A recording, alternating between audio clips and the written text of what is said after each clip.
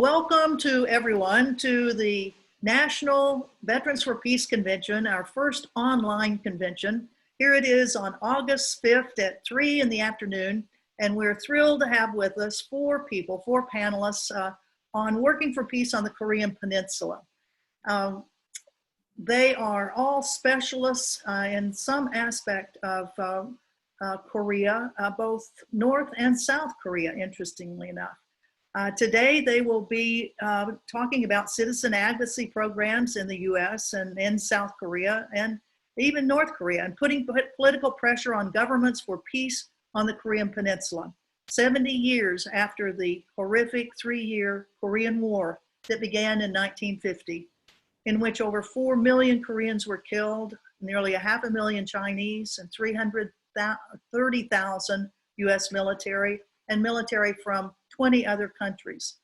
8 days ago on July 27th was the 67th anniversary of the armistice, not a peace treaty, that ended the military war. But the political wars continue. The Korea Peace Now network, of which Veterans for Peace, Korea Peace Campaign is a part, hosts the annual Peace for Korea Advocacy Days to educate the public and members of the US Congress of the need for diplomacy, not threats of war, to finally achieve peace on the Korean Peninsula. First, we will have a short video about the Korea War and work for peace, and thanks to Women Cross the DMZ, Christine Ahn, and Cody Aguave of the Quincy Institute for this video.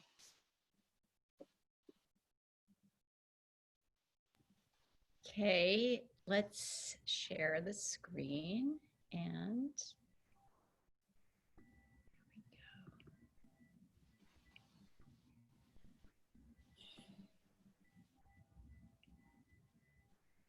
talks between North Korea and the United States over Pyongyang's nuclear weapons program have broken down again. North Korea has blown up an inter-Korean liaison office building. The move comes as the United States and North Korea remain deadlocked on nuclear diplomacy. A maximum pressure strategy of isolation and sanctions has failed. Today, there is no disarmament and there is no peace. But the risks of catastrophic war on the Korean Peninsula are accelerating. A war between the US and North Korea would put 30,000 US soldiers in harm's way immediately. A projected death toll approaching 300,000 within the first few days. If nuclear weapons were used, millions could die. Both Democratic and Republican administrations have been trying to convince North Korea to give up its nuclear weapons for years. But the strategy is flawed, because these attempts at diplomacy have happened in the context of a war that never ended. The Korean War was only ever halted, with no peace agreement, just an armistice for 70 years. America's focus and efforts to denuclearize North Korea have failed because the question of the Korean War hasn't been addressed. If war is the impediment, then pursuing an end-of-war declaration should be the first step to get to peace. Many people talk about they want a denuclearized peninsula, and certainly that's great. That's a great objective to have. But until we're willing to give something to get something, until we're willing to go step by step and achieve some kind of sustainable peace, we're never going to have even the possibility of a denuclearized Korea. Pursuing a peace agreement could help fix broken relations and reduce hostilities between Seoul and Pyongyang, because both sides agree it's desirable and in their interests. Declaring the Korean War over may seem like empty gesture to some, but it's more than symbolism. Such a step could induce North Koreans to take more positive steps toward de-escalating tensions on the peninsula. Pursuing peace is in America's strategic interest too, because it strengthens South Korea, the U.S.'s ally. South Korea is in a very unusual situation of basically relying on the U.S. military for its security. A paradigm shift is needed in the U.S.-South Korea relations toward a more independent South Korea that is less reliant on American security. Pursuing peace would also reduce human suffering in North Korea. North Korea is the most sanctioned country in the world. It impacts every aspect of their lives, whether their ability to access medicine, or even the ability of women who worked in textile factories to be able to have a livelihood. So yes, a peace agreement with North Korea will actually drastically improve the day-to-day life of ordinary North Korean people. And women peace builders are critical in helping to end the 70-year conflict. Since the start of the Korean War, actually, as bombs were raining down on the Korean Peninsula, women have been on the front lines calling for peace. We have an essential voice. We have a critical voice that is absent right now, that is beyond just talking about nuclear weapons or missiles. Yes, these are things that impact everybody, but there are other ways that women are being impacted right now that need our perspective to ensure that a peace agreement is designed, but also one that truly leads to peace and security for everyone. If the U.S. chooses to keep the same approach that's failed, the costs will keep piling up, and the risk of catastrophic war will remain an ever-present reality. A peace agreement could open another path to negotiations for nuclear disarmament on the Korean Peninsula. And in the U.S., there's growing congressional support for pursuing peace. It's time to end the Korean War and get to a peace agreement.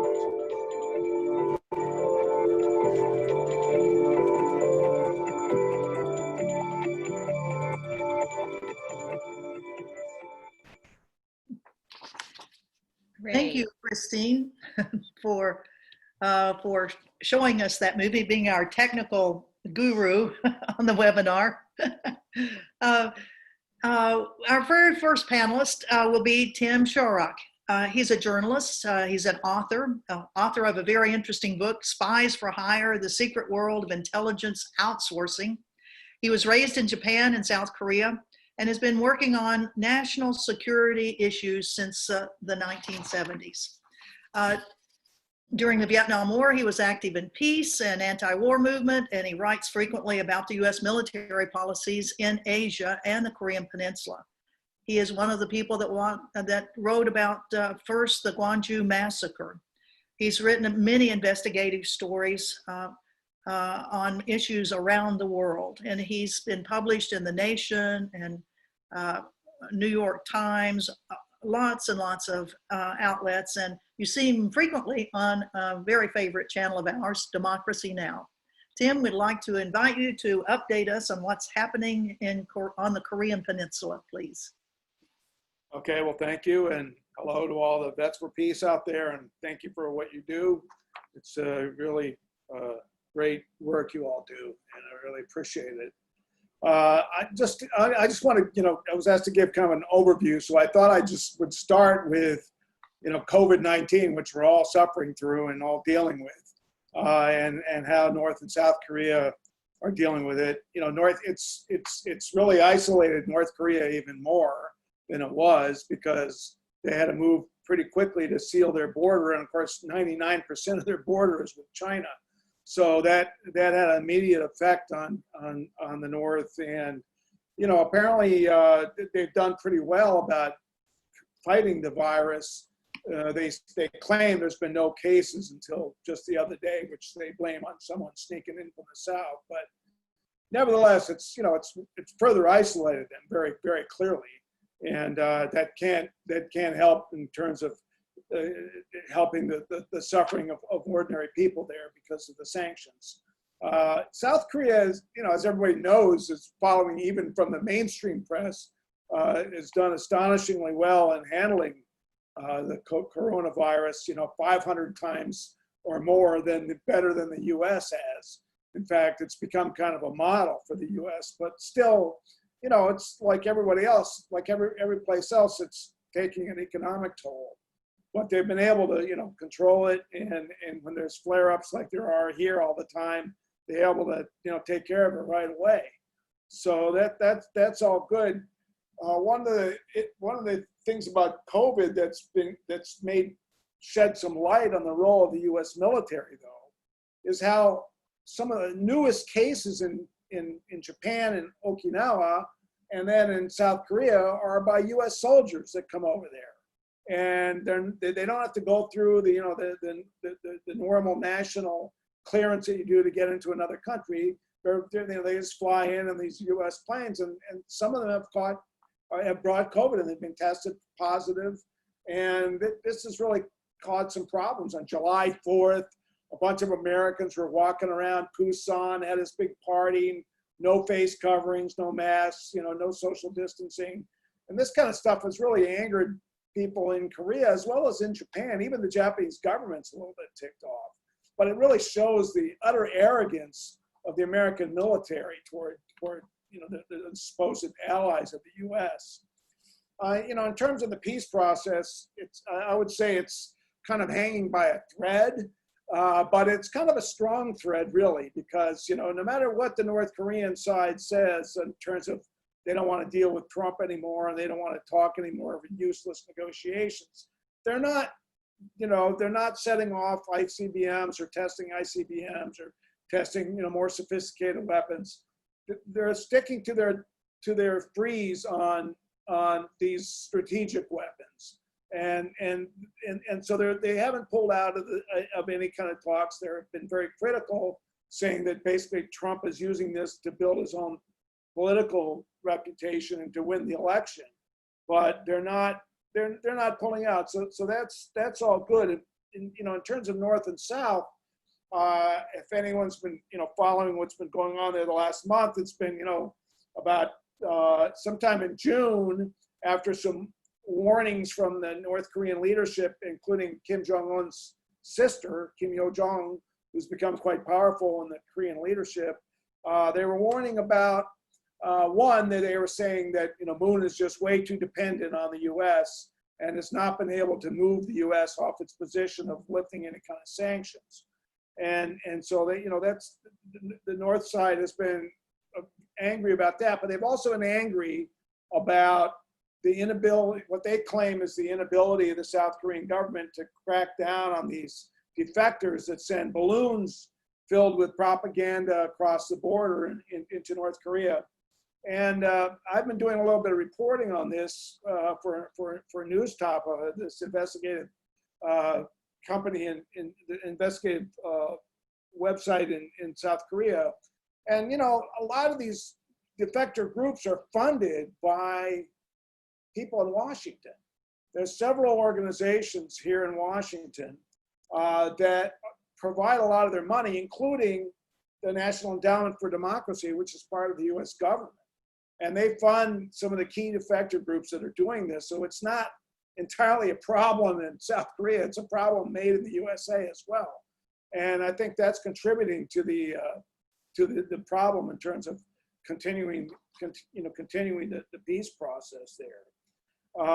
And so that's the, but like, at one point after the North Korean side blew up these buildings in Kaesong, the liaison offices between North and South, and Kim Yo-jong made some very strong statements about the South. A couple days later, Kim Jong-un came on and made some statements basically trying to cool down the situation. So, there appears to be some differences of opinion, perhaps within the North Korean leadership, about how to deal with both the U.S. and the South. But clearly, the leadership there, wants to press on and have some kind of, peace deal, and so that's all pretty important. The third thing is that, Christine will talk about this, and I actually just finished writing an article for The Nation about the forum that happened on Monday about the peace treaty idea that was sponsored by Quincy and the American Conservative, and of course, Women Cross DMZ, and it's, Christine will talk about the peace treaty part, but it's very important to note that on Monday, the same day that forum was held in Seoul, 324 South Korean civic groups issued a call for a peace treaty, and they said we're going to try to get 100 million signatures to around the world to call on the U.S. to sign a peace treaty to end the Korean War. And the fact that you have South Korean citizens doing this, citizens groups doing it at the same time it's happening in the U.S. is really a very, very good sign, a very powerful sign, I think. That you know, something is changing in terms of our politics, and I think there's openings here, you know, for a change in that kind of policy. And then I just want to mention that everyone who wants to learn about what happened in terms of the breakdown of the U.S. talks with North Korea should read at least try to get the free version of John Bolton's book that's been floating around the internet. That's how I read it. But John Bolton's is just unbelievable, the way the contempt he showed in his book for South Korea and President Moon Jae-in. And he just dismisses the whole idea of engagement and the sunshine policy toward North Korea, the relaxation of tension. He just sees that as just a big hoax, basically, like Trump sees everything. And it really made people in South Korea very angry. In fact, you know, the government and you know, President Moon's Blue House put out a blistering statement about John Bolton's book, you know, which was quite unusual for them to do this. But I mean, it was, what he said was so infuriating, and it obviously colored a lot of the officials that were working with Trump and Bolton on these talks. I'm sure Secretary of State Pompeo has the same attitude toward South Korea. They could give a rat's ass about, you know, engage, you know, lowering tensions there, and they you know, Trump clearly wants a deal for himself, but they don't really care about the Korean struggle for peace and ending the war and wanting to have reconciliation. And I think that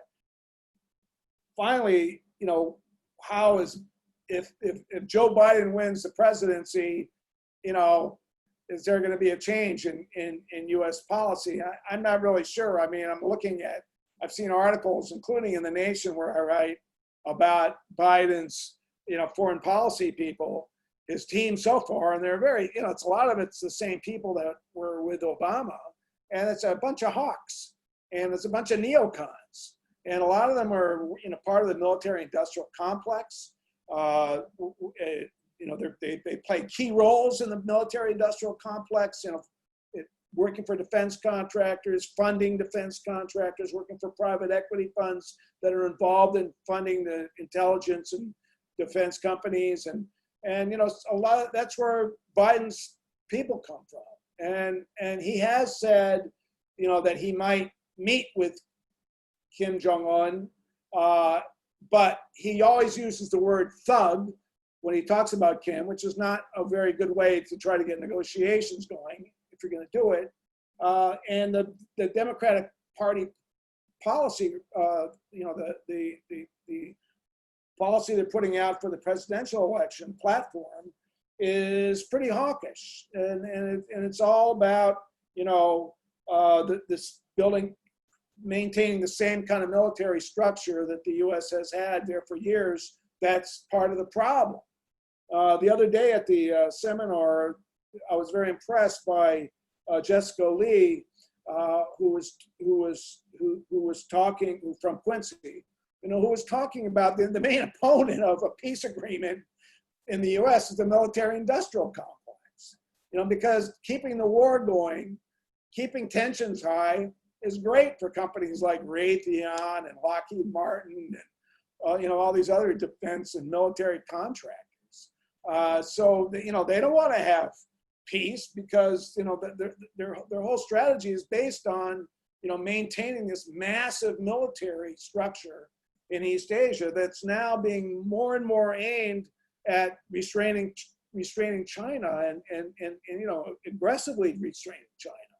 And so, you know, I think there's some, it's very difficult to say, but I think that the pressure through, you know, Women Cross DMZ and Quincy and other people like that, and people that are talking to the Democrats about having a better kind of platform, a better foreign policy, you know, could make a difference. And the last thing I'll say is that, you know, Biden has said he would work with allies.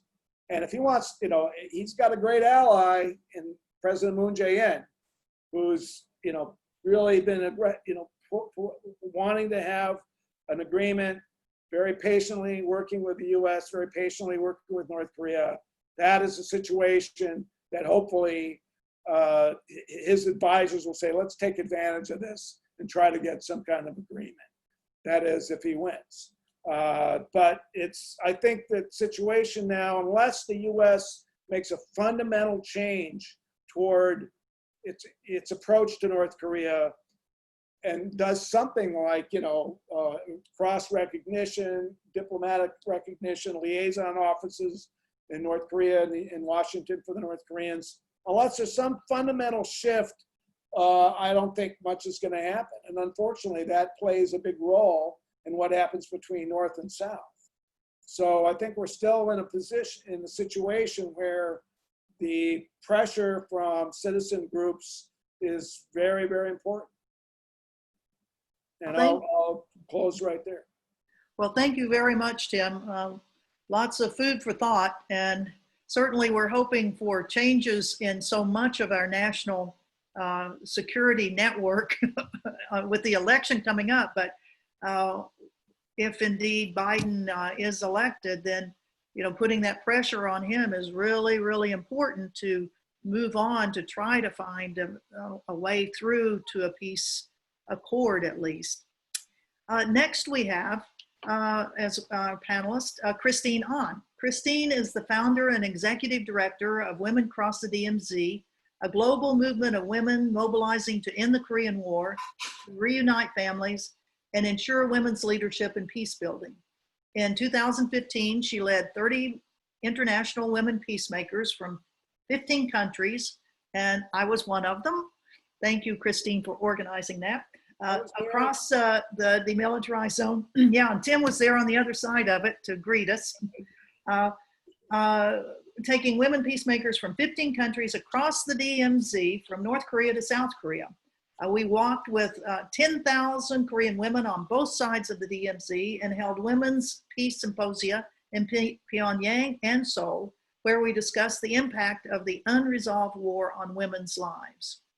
In March of 2019, Women Cross the DMZ launched a global campaign, the Korea Peace Now, Women Mobilizing to End the War, with a coalition of women's organizations, which Christine will tell us about here. She's the co-founder of the Korea Peace Network, Korea Policy Institute, global campaign to save Jeju Island, yay, North Koreans for Fair Trade, and the national campaign to end the Korean War. She's organized peace and humanitarian aid delegations, of course, to North and South Korea, and she's addressed the US Congress, the Canadian Parliament, the Republic of Korea National Commission on Human Rights, and the National Assembly. She has written prolifically in the New York Times, San Francisco Chronicle, Washington Post, and has appeared on many TV shows, including, of course, Democracy Now!, but also on the Today Show, NPR, MSNBC, Voice of America. Christine, thank you for being with us. Thank you so much, Anne, and it's so great to be with all of you and with Vets for Peace, who've just been such staunch allies in this work. So thank you so much for having all of us. I'm just going to quickly share PowerPoint because I just think that our movement is so visually beautiful. So can you guys see that? Yep. Okay, great. So as Anne mentioned, we organized this peace walk in 2015 on the 70th anniversary of Korea's division by Cold War powers, the United States and the former Soviet Union. And so that's, let's see, somehow my thing, okay, here we go. So we did this on that 70th anniversary of Korea's division. And just really quickly, we started our journey in Beijing. This is the Women Peacemakers. You see some pretty prominent women, the Nobel Peace Laureates, Gloria Steinem, our very own Anne Wright. And then we held Women's Peace Symposiums in Pyongyang. And this is a beautiful image of a quilt stitching ceremony that Anne should tell the story about connecting with the 5-star general from North Korea. And then we did a peace walk We did one with 5,000 North Korean women on the streets of Pyongyang on the road to the DMZ, and then with 2,000 North Korean women in Kaesong. And then we crossed the DMZ. We wanted to walk, but they bussed us, of course. And this is us walking for quite a bit along the barbed wire fences in Paju on the southern side of the DMZ.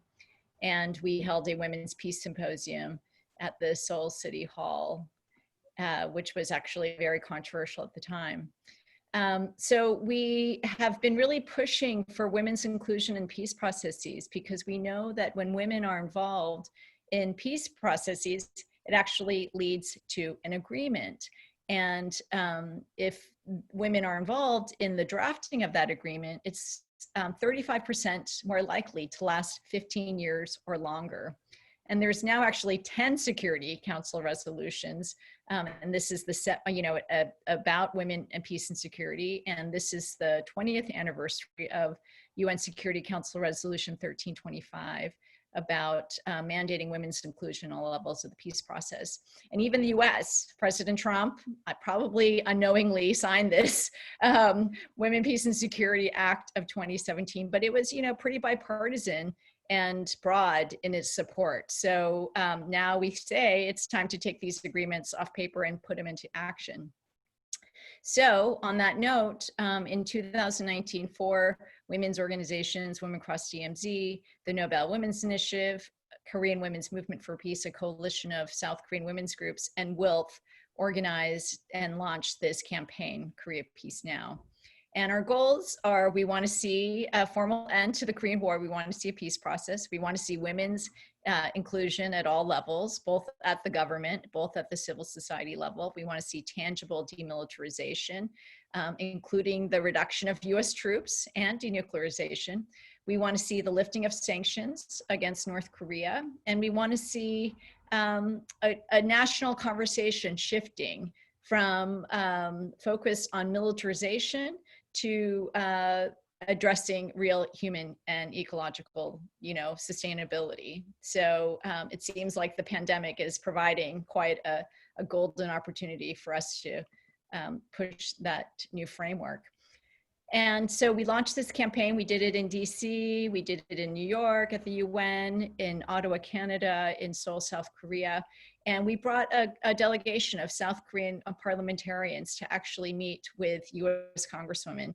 And, some of those relationships keep flourishing. So for example, one of the South Korean parliamentarians sat in a breakfast roundtable with Barbara Lee.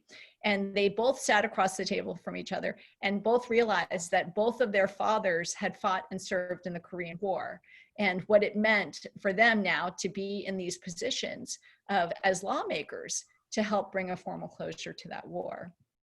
And so we've been, making trouble, trying to get our messaging as far and wide as possible and on TV. We really believe that it's so important.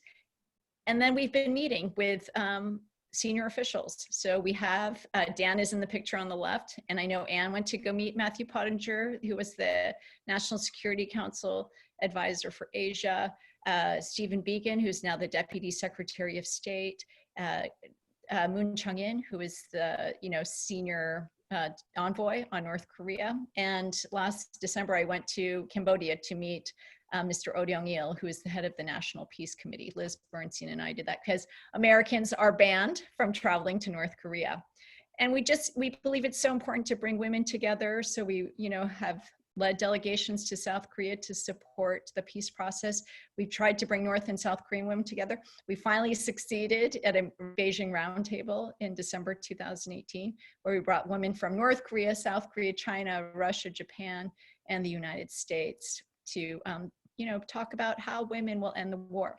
And so one exciting thing that we've been doing is pushing for House Resolution 152, which was introduced by Ro Khanna. It now has 46 co-sponsors, which is an extraordinary feat. Let me tell you, as somebody who has been hitting the pavement and the halls of Congress, I've seen how there has been such resistance for any peace with North Korea, much less calling for a peace agreement to end the war. So this is really the result of grassroots organizing and power. I can't even tell you enough. And so part of this Korea Peace Now campaign has yielded several regional chapters. We now have 11 across the country. They're a mixture of Korean Americans, multi-generation faith groups, groups working on humanitarian aid. It's really a beautiful grassroots movement that is flourishing. And so last year, we would have done this year were it not for the pandemic. We had big actions all across the country around the day of the Armistice Agreement. One other important thing that we did, which Joy Yoon is one of the co-authors of, is released a report on the human and gender impact of sanctions on North Korea. And that has really, I think, opened the conversation on the impact of sanctions on ordinary people. It was first covered by the Wall Street Journal.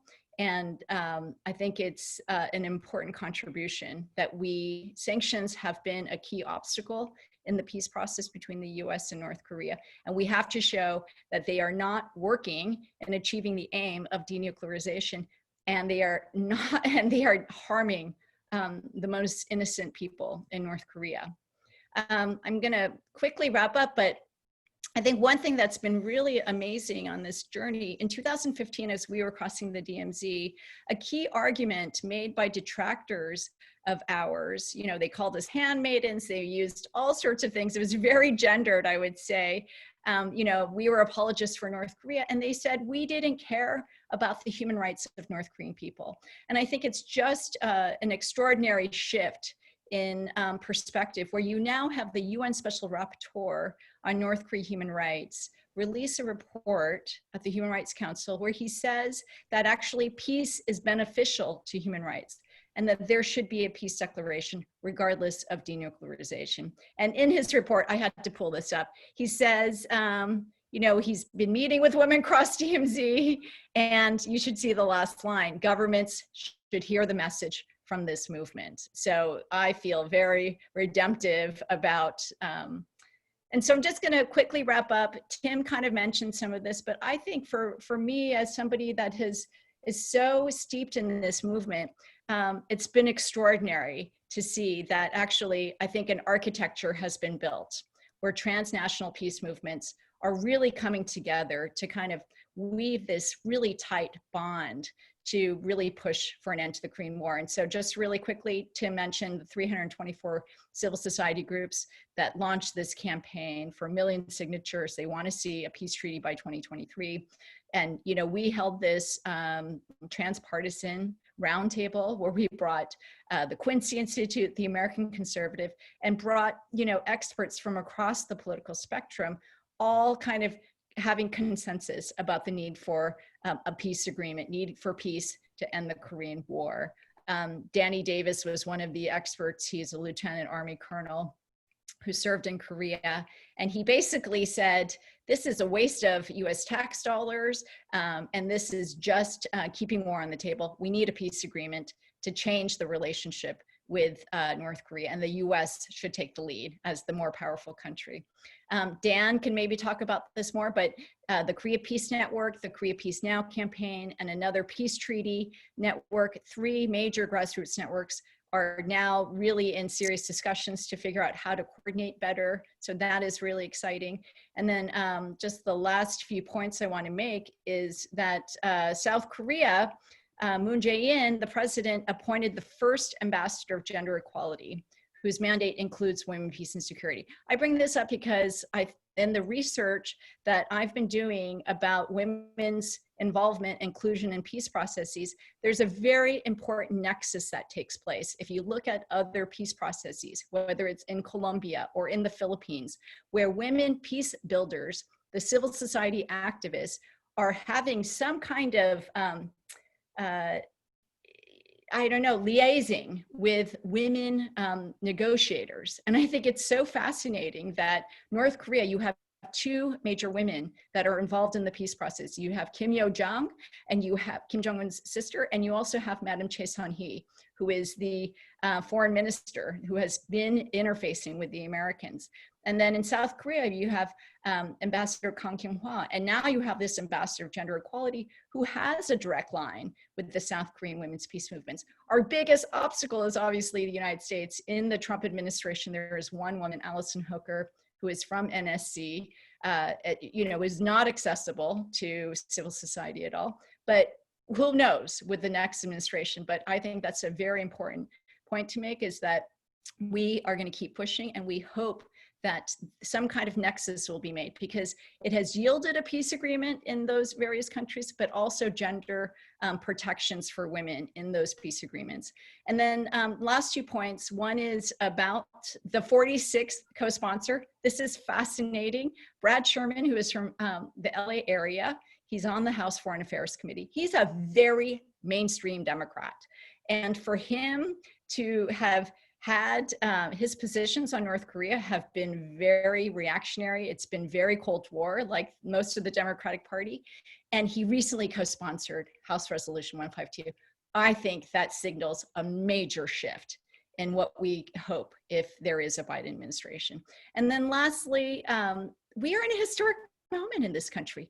This is the first time Bernie Sanders and Senator Markey's resolution or amendment to the National Defense Authorization Act to cut Pentagon spending by 10%. We are in a moment. And the fact that the Korean War is the longest standing US military conflict, overseas conflict, the fact that it inaugurated the military industrial complex, I think that by ending the Korean War will make a huge contribution in kind of reeling back and reversing that the Pentagon out of control spending. And I think the moment that we're in right now calls for defund the police, defund the military, invest in things that give us true security, is a historic and golden opportunity. So in my view, I think the stars are aligning, and it has been the result of grassroots and civil society power. We have to just keep pushing it, because the people will lead and then the leaders will follow. So thank you for letting me share my perspective. Well, thank you very much, Christine. That's a very hopeful message based on a lot of hard work over the last 5 years in particular. It's been quite a struggle to get the funding, to have these wonderful organizations have now the capability to really do a lot of organizing, which has really gone well. And thanks to Women Cross the DMZ for all your leadership in that. And another leader that has been working hard on grassroots is Dan Jasper. He's with the American Friends Service Committee. He's the public education and advocacy coordinator for Asia. But most of it, well, I shouldn't say most of it, but a lot of his work is on humanitarian, peace building, people-to-people aspects of the US and North Korea relations. Dan has 10 years of experience in working in public policy, advocacy, and international affairs. Prior to joining AFSC, he worked at the World Learning, where he administered the US State Department's International Visitors Leadership Program. He also worked for the Minnesota House of Representatives and then the US House of Representatives and at the UN. He also was a Peace Corps volunteer in Turkmenistan and in St. Lucia, where he collaborated with foreign ministries to help improve local education standards. He has a master's degree in public policy from Duke University and a bachelor's in global studies and cultural studies and linguistics from the University of Minnesota. He is the author of AFSC's very important book called Engaging North Korea. He's also been a writer that has had articles in New York Times and Washington Post and many other venues. So Dan, we thank you very much for your leadership and all these things that pertain to North Korea. Please go ahead. Thank you, Anne, and thank you so much for that way generous introduction here. And I'm going to share my screen in a minute, but I want to quickly pick up where Christine left off and offer some words of gratitude for Vets for Peace. As a reminder, Vets for Peace was one of the founding organizations of the Korea Peace Network. And we started out, I think, with just 6 members 5 years ago. And Christine mentioned that Representative Brad Sherman recently signed on to HRES 152. And it is really significant because when we started with just 6 organizations lobbying Congress, Brad Sherman was, he was like here on the peace-o-meter, if you will. And, over the years, he's just sort of kind of gradually waned, and started to move. And it was really incredible to see that, I think, over the last couple of years. And he's a good barometer of that. But I think I've seen that in a number of offices. So, a huge thank you for Vets for Peace for being such a stalwart partner in all this stuff. So I'm going to try to share my screen. Had mixed luck today.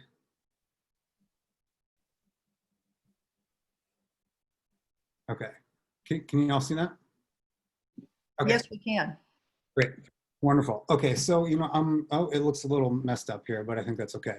I'm going to give a little bit of background, and I'm going to focus my comments specifically on the American Friends Service Committee and sort of our experience in North Korea. And I'm going to do so because we have a little bit of a unique perspective in some of this.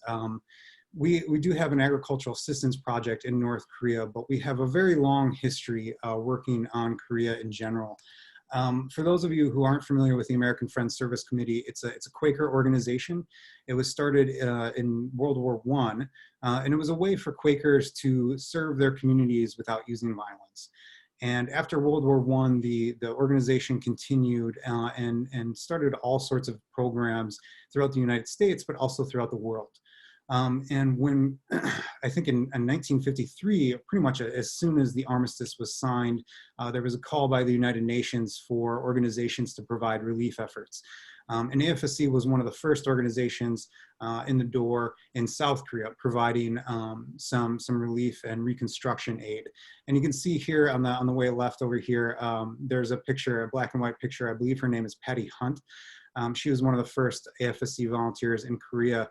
And I think I love this image so much because you can see that she's given the Korean women an apron, not food, right? So there was very much a capacity building element, and there was very much what Quakers like to call accompaniment, and not so much, we're here to save you type attitude.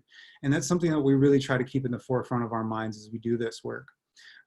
With regards to South Korea, though, that work came and went pretty quickly.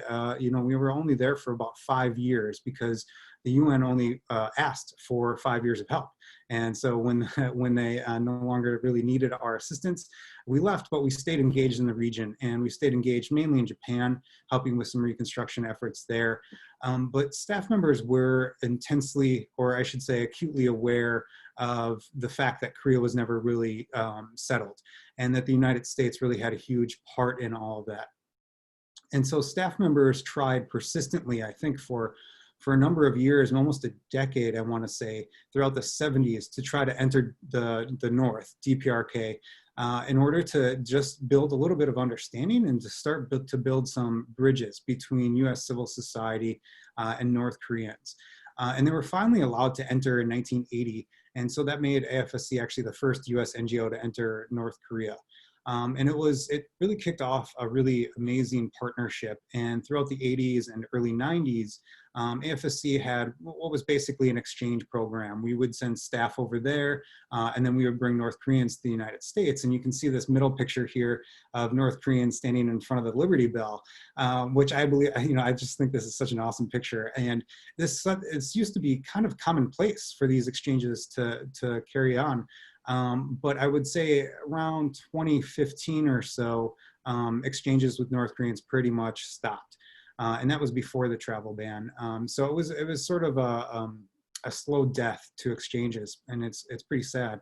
But in the middle of the 90s, that exchange program allowed us to have such a partnership and a lot of trust with the organizations that we interface on the ground there, that the North Koreans actually opened up to staff, and they revealed that there was a situation in the country which our staff later understood to be a famine. And they were one of the first international observers to see famine conditions in the country. And they were completely shocked, not only by the conditions that they saw during the famine, but also by the fact that the partners showed them this.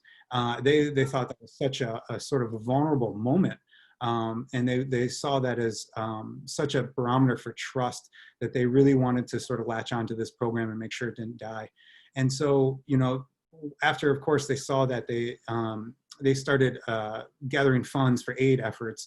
But that program spun off into something more sustainable after the famine subsided. You know, our staff and our partners identified that food security was a huge part of this conflict that really didn't quite get the same level of attention as some of the other aspects of the conflict. And so we decided together that we would start an agricultural assistance project.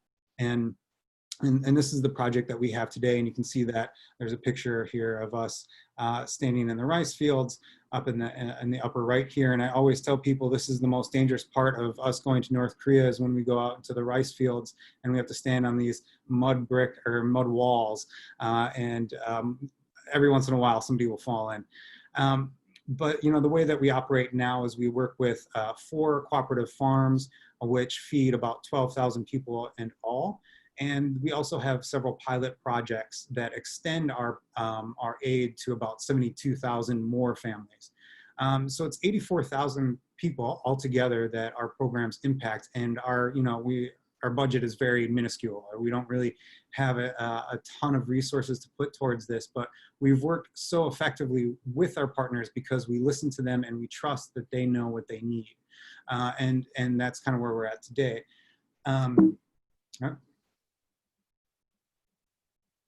Here we are. So I want to, quickly walk through what we've experienced. And it's, it goes without saying, I think, that working in North Korea has never been easy. And, prior to the Trump administration, things were getting gradually worse. But with the Trump administration coming into power, it was a quick descent, I think, into much worse than we thought. And, this is just a quick sliver. I wanted to give you a timeline because what's been disturbing to me is that there's been a new narrative with COVID developing here in Washington. Tim mentions some of the developments that happened early on in COVID. So I think, North Korea was probably one of the first countries to close its borders, and they did so in January. And so they've been closed. They've let a little bit of aid in here and there, but not much. And they won't allow visitors in, and most shipments are being sort of postponed for the time being. Since COVID started, I've noticed that some experts in Washington have started to sort of shift the blame of humanitarian, I would say, humanitarian obstructions to North Korea. And they say, well, they won't let aid in because of COVID. But this isn't quite the full picture. And in fact, it's quite frustrating to hear this narrative because it's I think, misleading, if not totally false. And so I wanted to give just a sort of a sliver of the timeline that we've seen to one, give you a picture of what's really happening with the aid right now and how this has played out in the last couple of years, and also to give you a sense of what's been going on behind the scenes in terms of the diplomacy. Because there's no doubt in my mind that this stuff really impacts the larger environment for diplomacy. It's no secret that humanitarian organizations are used as sort of telegraphing instruments between the North and the US about, if they're going to give more organizations permissions to do activities, then, that means they're sort of letting up and letting the environment more conducive to talks. If they start to close things down, it's the opposite, of course. So going back just before the Singapore summit, the Trump administration had begun to tighten things pretty badly. For instance, things that used to take AFSC a couple of hours to do began to take months to do. We had, our shipments are basically very lightweight. We send things like plastic rice trays, sheeting for greenhouses, that kind of stuff, and nothing that's really that would break sanctions. Nonetheless, there were a few regulations that were put into place that required extensive processes to get permissions to send this stuff. And so, like I said, you know, things that used to take us a few hours to do, to contact traders and suppliers and so on, used to take hours, began to take 9 months or more. And, you know, to get a permission to send one aid shipment can take anywhere from 9 months to, I've heard some aid groups say, takes 3 years to get this. And when you're dealing with humanitarian aid, you really can't, you don't have this time to spare. Most of this stuff is timed. For instance, AFSC's shipments are timed to the agricultural seasons. So we time it to the planting season and we time it to the harvesting season. You know, there's groups that do medical aid and they time it to restock medical equipment and things like that. And there's not really a whole lot of wiggle room when you're dealing with this stuff. But that was not really a consideration, I don't think, for the Trump administration. And it was something that we complained about very quickly. And they put another regulations in place that Christine already mentioned, which was travel restrictions. And these were, you know, anyone with a US passport or any US passport holders could not travel to North Korea, except for a few exceptions. And you have to apply to get what's called a special validation passport to get that. And so there are exceptions for humanitarian workers, journalists, Red Cross workers, and then anybody that the State Department deems is carrying a national security interest. So these regulations were put into place before Singapore, and we were already dealing with that. But to zoom in on this little timeline that I made here, we have the Singapore summit in June 2018, and it obviously looked like a moment in which it could reset relations. And so we were obviously very excited about this. And AFSC, I don't know about other organizations, but we started to think up and start to think through how we could scale up our programs, what we might do in a new environment and things like that.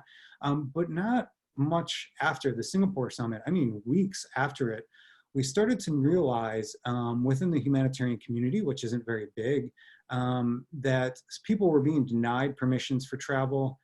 People were being denied permissions to send aid, and it was very ad hoc. You know, we kind of had to piece this stuff together.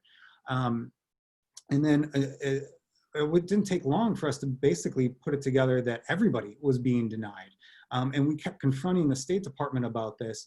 And at one point, we finally got them on the record that said, yes, this is US policy that we are now denying the ability for aid workers to travel to North Korea. And that was big. That was a bombshell for us. But it also gave us a lot of ammunition, because now we could take that and go to Congress and say, you know, they're sort of breaking what had been a bipartisan consensus for decades that we should be able to carry out humanitarian work there. And on top of that, they had done it just after they signed a public agreement to improve relations. So it didn't make any sense. You know, in the public realm, they were saying that we signed the Singapore agreement and that we were improving relations, but behind the scenes, they were actually rolling back things, and they were actually cutting off channels that had been in place for decades. In some cases, in the case of AFSC, for 4 decades.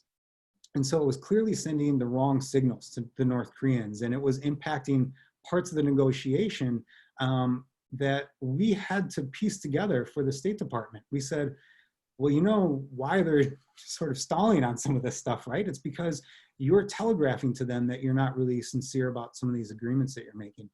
They didn't really buy that. And in fact, they went on a full, I would say, almost offensive to claim, or to, I would say, build an argument that humanitarian groups were not putting into place any, adequate monitoring and evaluation procedures. And this was something that was really startling to me. AFSC has a really good relationship with the State Department, and we have for a long time.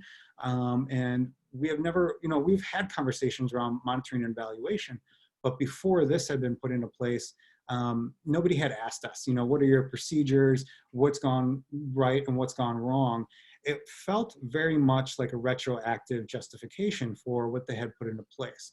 And so just to clarify, they were saying, well, we're not going to let aid groups travel to North Korea because we're worried about their monitoring and evaluation procedures.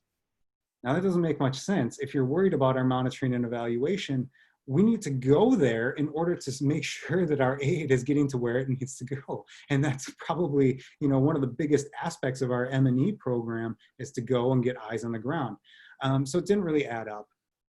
And, and once we got them on the record, we really hit the pavement. And, some of the humanitarian groups, AFSC, the Mennonite Central Committee, and then of course the Korea Peace Network, including Vets for Peace, really hit the pavement.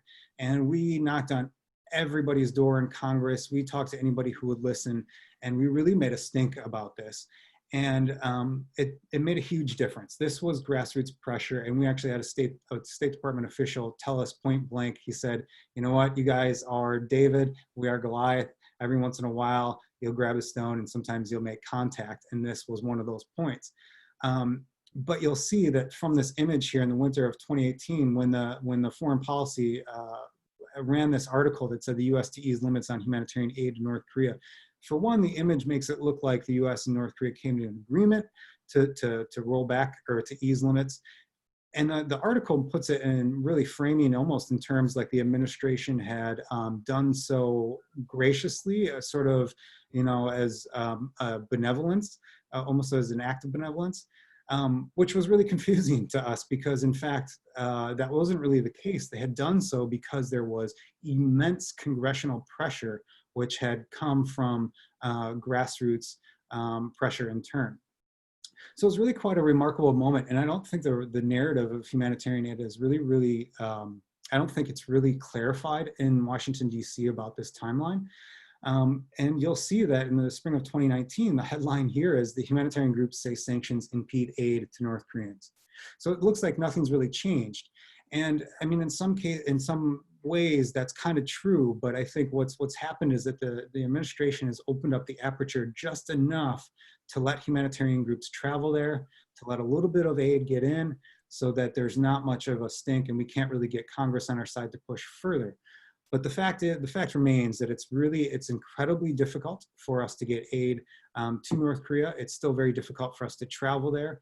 In fact, just last year, we had applied for our special validation passports for 2 Americans on our delegation. I received my passport 2 weeks before we were supposed to go, no problem. But my colleague received her passport 1 day before we were supposed to enter the country. And so obviously you can't plan a humanitarian delegation like that. And so it scuttled the whole thing. And as a consequence, we haven't been back there since 2018, which is a huge problem. And in fact, we keep telling them that their own policies are getting in their way. If they're very concerned about monitoring and evaluation, they really need to reconsider some of this stuff. I had, moving ahead here.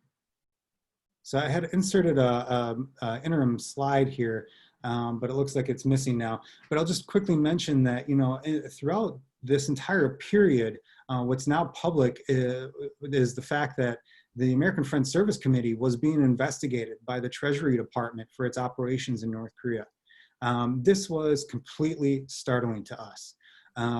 We had, as Anne mentioned, we had written several pamphlets outlining our programs very extensively, and we were putting it in the hands of White House officials, State Department officials, members of Congress, the Treasury Department themselves, pretty much anybody that we would talk to.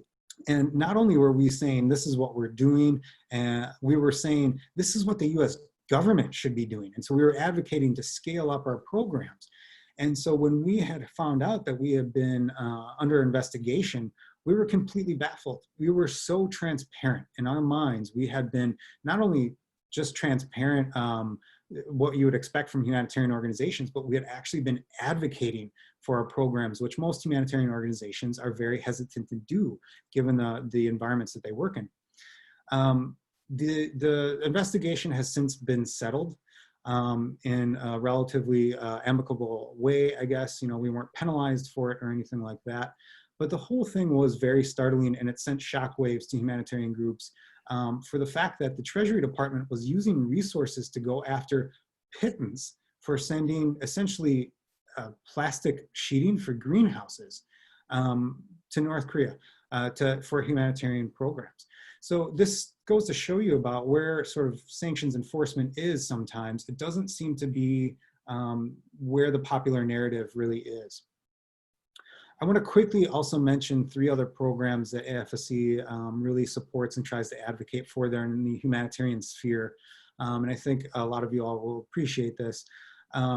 The first is, some of you all will be familiar with the issue of divided families, and Christine talked a little bit about this as well.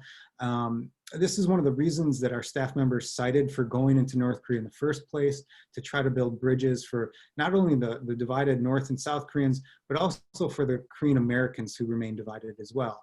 And this is something that just seems like a no-brainer. If you're trying to build trust and to sort of heal the wounds of war, this is the first place you have to start. Some of these families have been separated for 70 years. And to institute a reunion program really wouldn't cost all that much. And it really wouldn't, I wouldn't say it would give up any leverage or anything. It would basically start to create an environment conducive to higher level diplomacy. And you'd allow State Department officials to interface with North Korean Ministry of Foreign Affairs officials, which basically never happens. And so there's a huge disconnect in terms of how the cultures work. And I've noticed that sometimes with our State Department officials, there's just some nuance there that they don't understand in terms of how North Koreans operate. So programs like that would be a great way to sort of improve that capacity. The middle one here is probably something you all appreciate and probably are aware of. Currently, there are still 7,000 remains of US soldiers left in North Korea from the Korean War. In the past, there's been repatriation programs between the Department of Defense and the North Korean military. This is a wonderful program. It's been successful, and I don't remember. I want to say there's about 200 boxes that have been brought home in all, but I think it's probably more than that. Recently, you all probably will remember in the spring of 2018, there were 55 boxes that were returned to the United States from North Korea. I've heard numerous officials from both the United States and from North Korea say that that was the most successful cooperation during this most recent detente between the US and North Korea. And so why wouldn't we continue with this program? It just doesn't make much sense to me. And I think this is probably some of the first things that people should look for in order to build trust. This sort of like grand bargain approach has obviously not quite worked, and some of these things have been sort of overlooked. I also want to quickly mention the International Visitor Leadership Program. This is just one of many exchange programs that the United States has at the ready that are capable of doing a lot of great things. And IVLP in particular is a program that the State Department uses for, I would say, hostile or enemy countries and even isolated states. I administrated this program, as Anne mentioned in the introduction, for Iranians in the lead up to the Iran agreement, JCPOA. And in fact, actually this tapestry behind me was a gift from a delegation of theirs. And so we know it's possible to do this stuff. And when we started to advocate for this idea, we realized that this program, the International Visitor Leadership Program, has taken place with every single country in the world except North Korea. And it's been in place with countries that we want to make a detente. This is pretty much a protocol of State Department for diplomacy. If there's we want to transform, this is usually one of the first things that the State Department does. But when we started to advocate for it, we were told that it would basically be impossible to bring North Koreans for this program. And so we actually had to do a feasibility study to prove them wrong. Today, they know that's very possible, but are still reluctant to do it for, I can't tell any good reason. But I just want to mention those three things because there's a whole suite of options that are out there that we might call low-hanging fruit that have been completely dismissed by a lot of the policy wonks here in DC. And it's really quite heartbreaking because, as you see from this upper left-hand corner, it has very real consequences. And as you all know from being veterans, there are a lot of families that are still waiting to hear back from where their loved ones are in the Korean War. Every once in a while, I want to say about every 4 weeks, there's a story of remains being identified from the Korean War that were sent back in past negotiations. And it's the stories that come out of that are just really incredible. I mean, bringing whole towns together. There was one story recently that there was a family that had not spoken in decades because they had some family issue. And when the remains of their uncle came home from the Korean War, they all came together, and actually it actually brought the whole family together, and they began sort of speaking again. And it was quite remarkable to read. I'll just quickly mention some of the policy recommendations that we have right now. With regard to improving the humanitarian assistance, I think one of the most important pieces of legislation out there currently is the Enhancing North Korea Humanitarian Assistance Act. This bill was recently introduced in both the House and the Senate. We are very grateful to see this, and a lot of people worked very hard on this for many years. And so we are really, really grateful for Vets for Peace for helping out with and past advocacy programs to get this bill up and running. In short, what this bill would do would basically ease the permissions for sending humanitarian shipments and ease permissions for us to travel there. I'll also mention the Senate Bill 3395, the Korean War Divided Families Reunification Act, which would allow the State Department, or which would mandate the State Department to brief divided families on the state of negotiations where they are right now. This is something the Department of Defense does for families of veterans. They brief them on the state of negotiations in terms of repatriation of remains. So I don't see why the State Department couldn't do that for divided families. And then, of course, Christine already mentioned HRES 152. So again, thank you so much. These are some quick scenes from North Korea that I really love to share, and they're just very humanizing. And we have a wedding over here, and I had been walking through a park, and this old lady, they were dancing, and this old lady literally grabbed me and started dancing with me, and it was just such a random and unbelievable moment of connection that I love to share. And I love this picture over here on the right where one of our partners is on his phone, and we were sitting on the metro, and this kid from school was kind of looking over his shoulder. And it just goes to show you, I think, that North Koreans are much more connected than I think we often realize. So thanks again, and I will stop there. Well, thank you very much, Dan. We really appreciate all that information. And you mentioned Vets for Peace and the Korea Peace Campaign that we have, which has been led by John Kim for so very long. So we thank him for all of the work that he's done with all of the various organizations.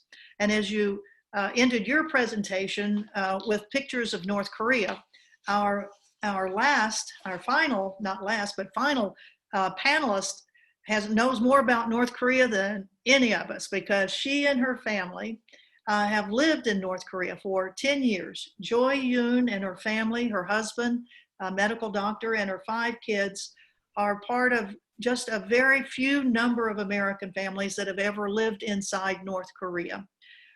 They've lived and worked there for 10 years. She herself, well, her husband is a medical doctor, but she herself has a certification in special education and educational therapy. And she's been able to blend these science and medical things with education to help people or children in North Korea with developmental disabilities.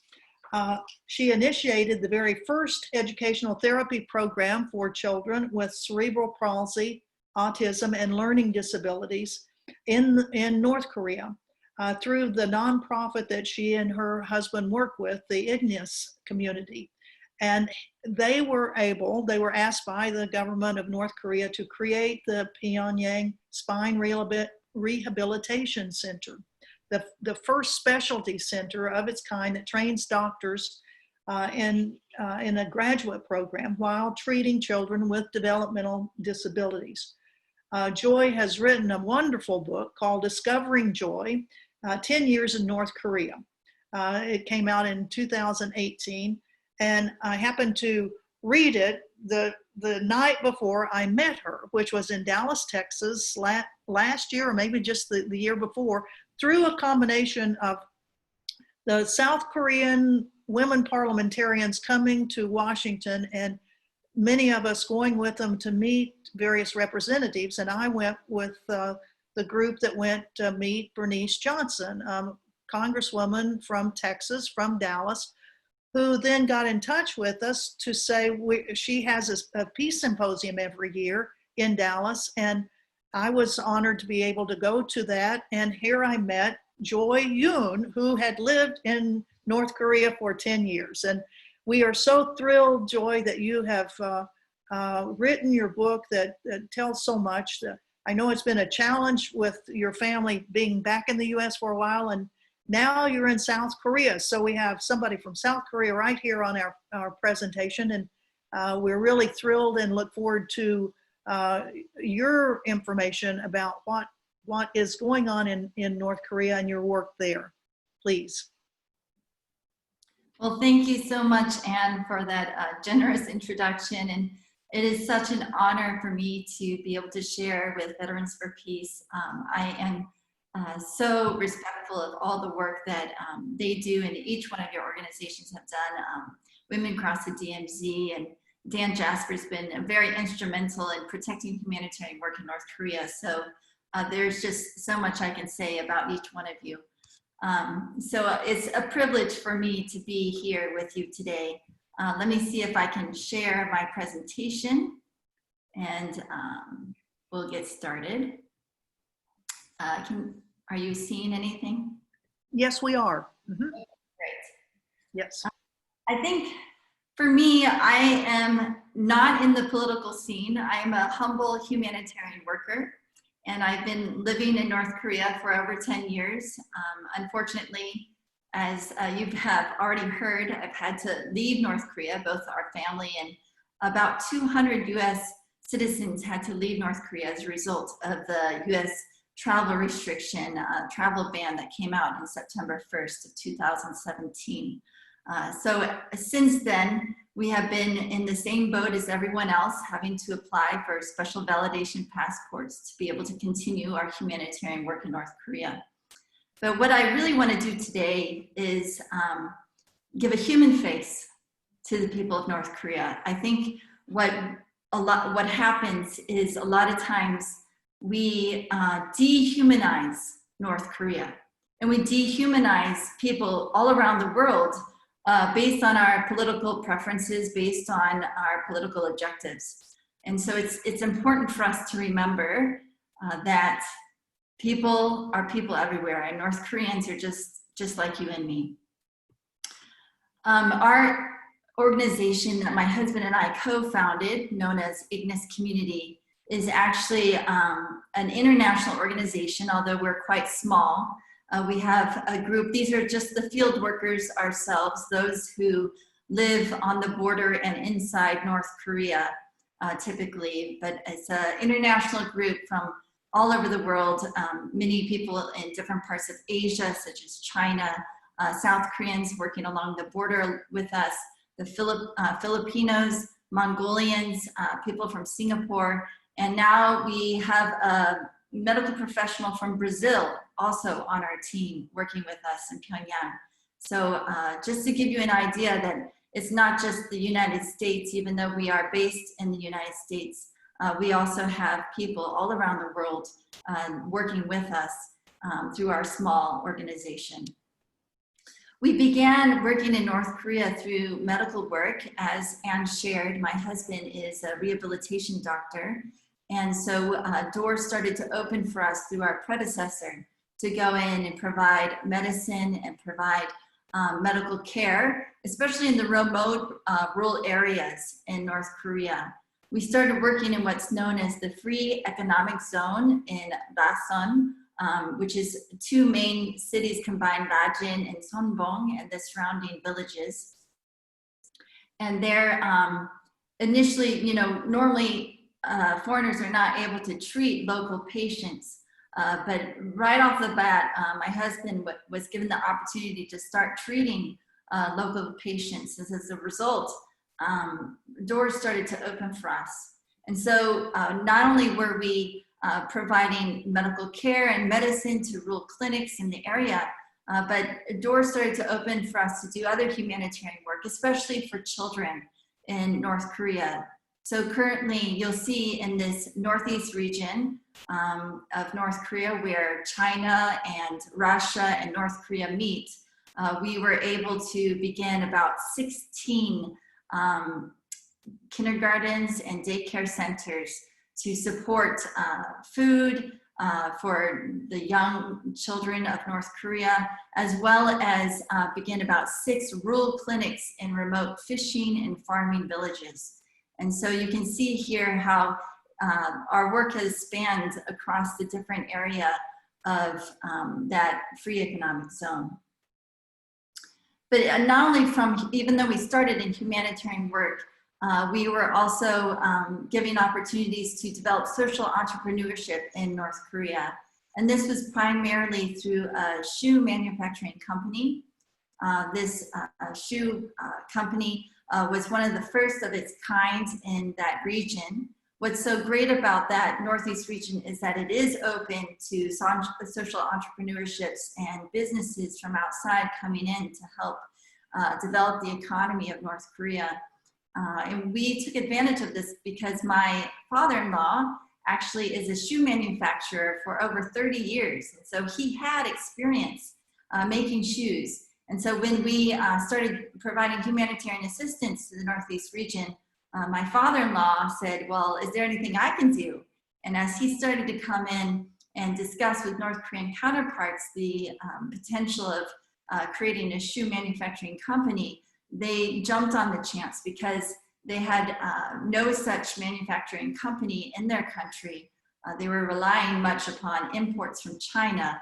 And so they were very eager to begin this project. And so what ended up happening is that we were able to employ over 40 people and provide steady jobs and regular food source for these families in these remote areas. Most of these workers are women. As Christine mentioned, the textile companies are mostly employ women. And so the vast majority of our employees that we support in the Northeast region are also women. But the news of what we were doing in the Northeast region started to travel down to the capital city of Pyongyang. And so when we made a trip to Pyongyang to just kind of figure out what the country is doing and try to understand a little bit more about the DPRK, we were actually invited to move to Pyongyang. And so I want to spend most of this time sharing with you about our main project, which is the Pyongyang Spine Rehabilitation Center in the very central part of Pyongyang, part of the campus of the Pyongyang Medical School Hospital, which is literally a 5-minute walk away from Community Zone Square. So you can understand that it's literally in the center of the city. It's been such a privilege and such a journey for us to have this opportunity. But really, it didn't start by us going about planning on doing something like this. Our family, was just a humble humanitarian workers with a small organization. And when we first started going into North Korea, we felt like many of us feel, like we can't trust the North Koreans. We have to make sure that we verify everything. All our donations are going to the right source. And so instead of really being able to work together, we were fighting with our North Korean counterparts, fighting for them to, make sure that the goods went to the right place. But once we started to develop relationships after being inside of North Korea and realizing that, perhaps they know better than we do what their needs are, then a door started to open up for us to not only work in the Northeast region, but all the way to Pyongyang. This picture is one of our last trips into Pyongyang in 2017 as a family before the travel restriction. At that time, we only had 4 children. Currently, we have 5. But it was a sad day when, after 10 years of working in these relationships, finally developing trust, that we had to leave country. The great thing about being introduced into Pyongyang was that up until that point, our kids had to homeschool. And now they had the opportunity to attend school at the Pyongyang Korean School for Foreigners. You'll see here, this is the picture of the entrance of the Korean School for Foreigners on the diplomatic compound in Munsu-dong in Pyongyang. And on the other side of the picture is actually our house, our apartment. We lived on the 5th floor across from the Polish embassy in the capital city. And our children then were able to attend school with approximately 25 other nationalities. Most of these children are diplomats children, but some of them are from large organizations such as the World Food Program, UNICEF, different UNDP, UN departments, but most of them come from embassies. But one of the shocking things for people to understand is that there are quite a few diplomatic relationships in North Korea, quite a few embassies. Many of them are small, but some of them are substantially large. And so this school is completely comprised of international students from around the world, but only about 50 students, kindergarten through 12th grade. And the teachers are all North Koreans, local teachers, but the education's done completely in English. And so, yeah, just realizing that there are countries with diplomatic relations in North Korea, that in itself can be quite shocking to American citizens. Even countries like the UK and France and Germany, as well as Sweden, have a presence inside North Korea. Today, I want to focus mostly, though, on our story of how we got involved in treating children with developmental disabilities in North Korea. As I mentioned, we didn't go into North Korea having this plan to developing a treatment and education system for children who have disabilities. But as we started to trust our counterparts and started to build relationships, doors slowly opened more and more. And one of these doors, as I mentioned, was for my husband as a rehabilitation doctor to treat children in North Korea. Well, we started treating patients in the Northeast region of Rasan. And then eventually, as we were invited to go to Pyongyang, one of the reasons we hesitated to take that offer up was because of this little girl named Pokshin. I want you to look closely at Pokshin because this is a real child in North Korea. And she, in this picture, is about 5 years old. She has or had a spastic quadriplegic cerebral palsy. She was unable to practically move any of her limbs voluntarily. She was even unable to chew her food. So the grandmother who's holding her in this picture, she would literally chew her food in her own mouth first, and then spoon that chewed food into her granddaughter's mouth and help her to swallow. And that is how Pokshin was able to sustain her life for those 5 years. Well, we asked the director of the Pyongyang Medical School Hospital for a bed for little Pokshin because we knew that when we moved to the capital city, that there would be no one to treat her in the Northeast region. Because doctors in North Korea, what they normally say to families who have children with developmental disabilities, they say, it's difficult enough for typical normal people to thrive in North Korea. So don't let your child suffer long. Let your child go quickly.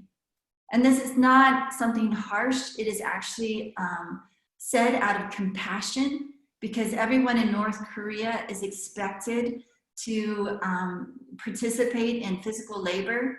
And so if your child has any sort of disability, their value in the society goes down rapidly. And so they said, don't let your child suffer, let your child go quickly. It was a compassionate thing to say because they had no means or expertise to treat children with developmental disabilities. And so we had an urge to bring little Pokshin down to Pyongyang from the Northeast region so that we could continue to treat her and that she could continue to have hope for a future. So after some discussion, the medical school hospital director gave us consent to bring little Pokshin to Pyongyang. And soon, other mothers with other children with similar disabilities started to see little Pokshin being treated in the hospital. And they started to realize, you know, a child like my own is being treated in the hospital. I should bring my child too to receive treatment. And so pretty soon, mothers and their children started to line up outside the door of where we were treating children in the Pyongyang Medical School Hospital. And the Pyongyang Medical School director then came to us and said, I had no idea that this was such a big issue in our country. Let's do something about it.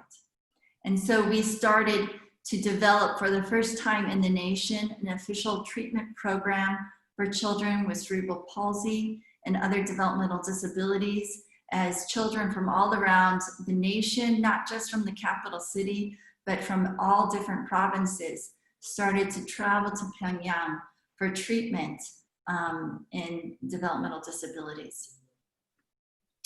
And it was about this time that a girl called Uin came to our center to be treated.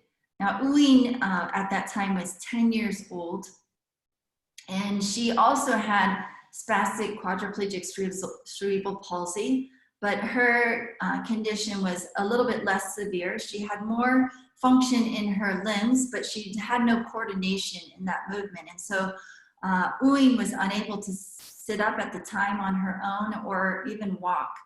And so her teacher, having compassion on Uin in their little village, she would actually carry Uin on her back, piggyback her to school, walking to school every day.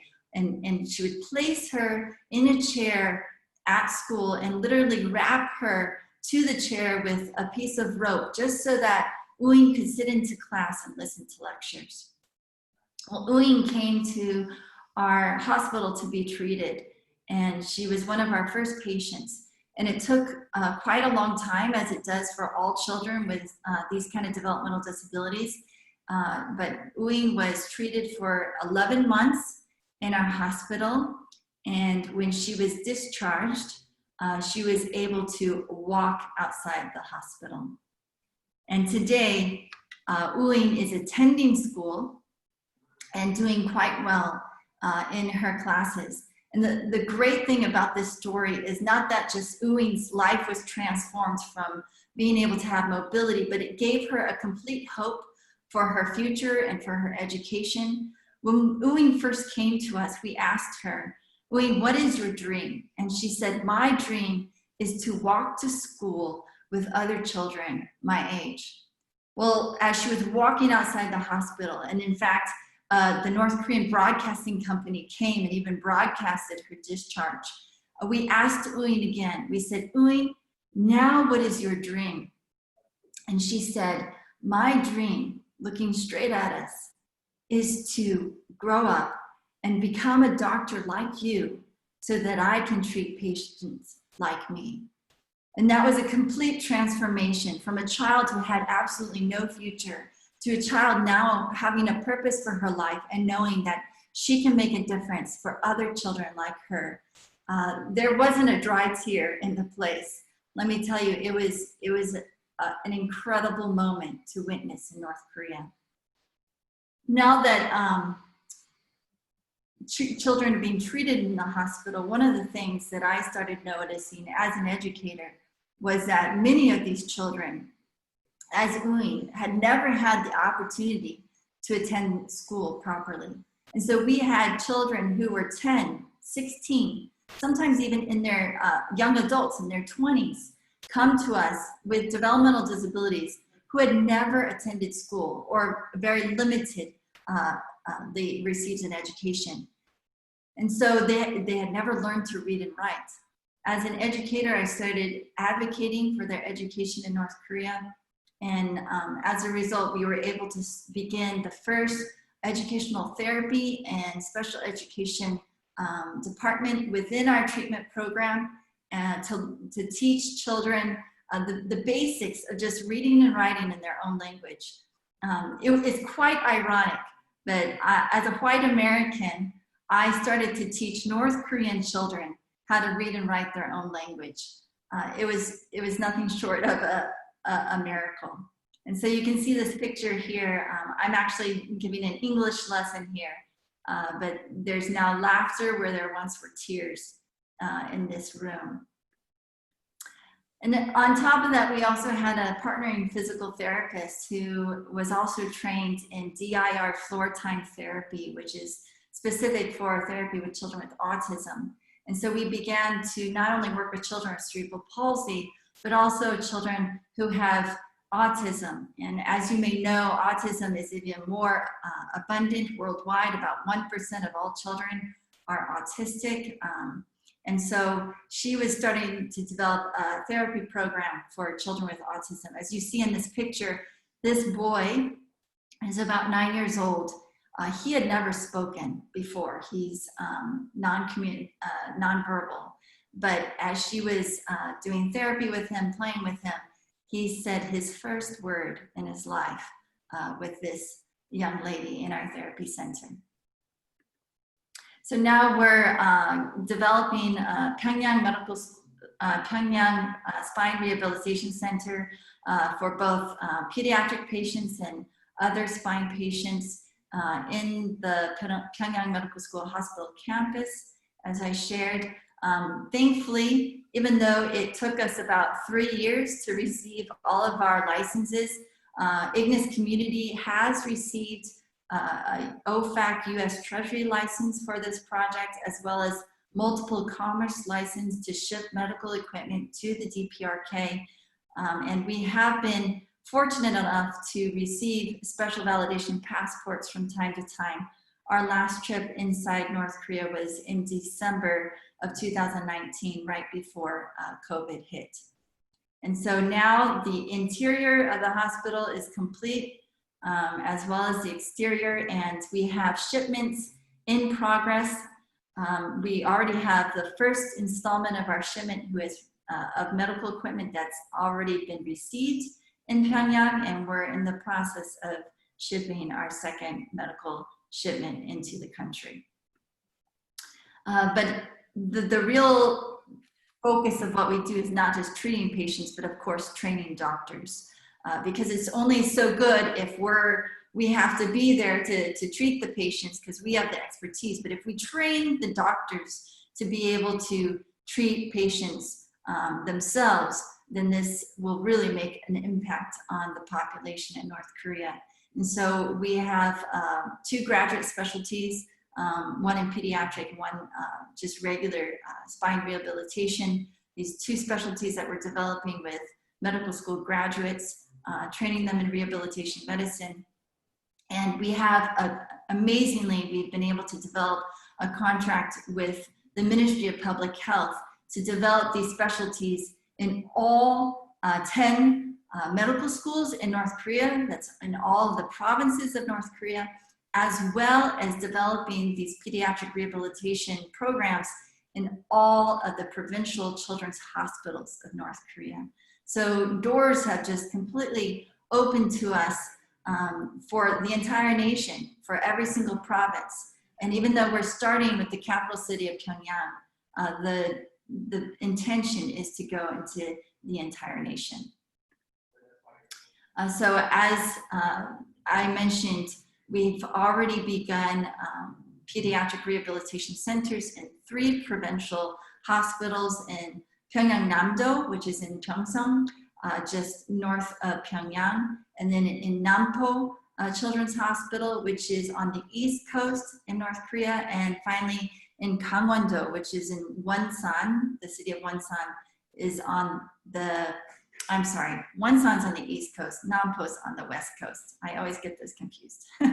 But the two coastal cities of North Korea. And I just want to conclude with sharing this one Korean word, which is 회복, which means restoration.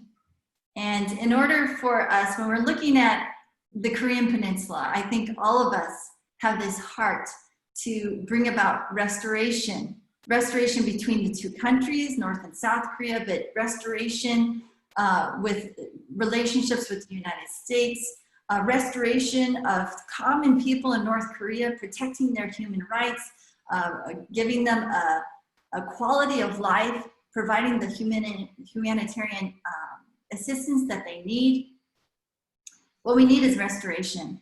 But as Dan already referred to, this has to be done, and Tim referred to this as well, this has to be done within a cultural understanding, within the cultural context. And so that has to be done in Asian societies, especially through relationships. If we do not engage in building relationships, then I think there's not a lot of hope for peace on the Korean Peninsula, not a lot of hope for progress in political relationships. It's engagement that is really the key. And I just hope that our short story, our little lives, short span of a little over 10 years in North Korea kind of gives you a glimpse of how just one organization, how we can go into North Korea and not even with intentions of doing everything we're able to accomplish, but as we build relationships in the country and as we get to know them on an individual basis, as we put a human face to what we're doing, we'll see that doors slowly and surely open up to us. And so our hope as Ignis community, of course, as a humanitarian organization, we want to see the quality of lives improve in North Korea, but we really want restoration on the entire peninsula of Korea. So thank you so much. It's been such a privilege. Well, thank you very much, Joy. That is a remarkable work that you and your family have done. It really, it brings warmth to one's heart, to see great projects that are helping so many people, and the medical aspect of it, and as Dan mentioned, the agricultural aspect of relationships that are built with people of North Korea.